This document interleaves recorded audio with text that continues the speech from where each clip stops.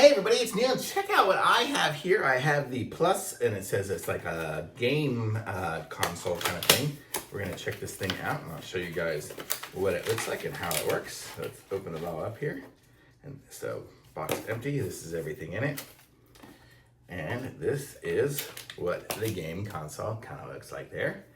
It looks like it's gonna take some batteries. I'm not sure if it has any. Oh, it has its own little rechargeable kind of battery thing in there, so I probably shouldn't have even opened that. Okay, so we'll put that back in there again. Let's see, is there an on and off button somewhere? Maybe up top? Ooh, look at that! It's got the Mario, and it's in Chinese or English, so I'm gonna say English. And I'm gonna select.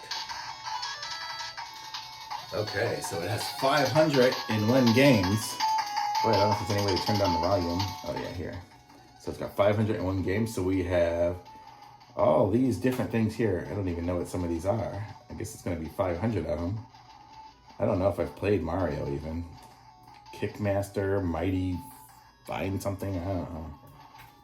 Ninja Turtles. Oh, let's go to Ninja Turtles, see what that one is. So select, start maybe, start. And look at that, now it's gonna be start, let's press start. And look at that, now we got the games. How cool is that, a little console? And what's cool about this one too, look at this.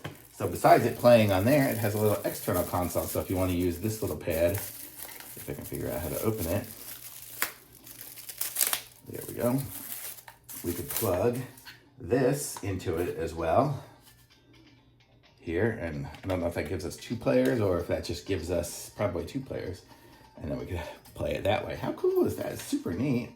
It's got a little headphone jack in there as well. So is there anything else I'm missing here? Oh, it's got a little RCA out, so you could probably plug it into a TV if you really wanted to play it super big.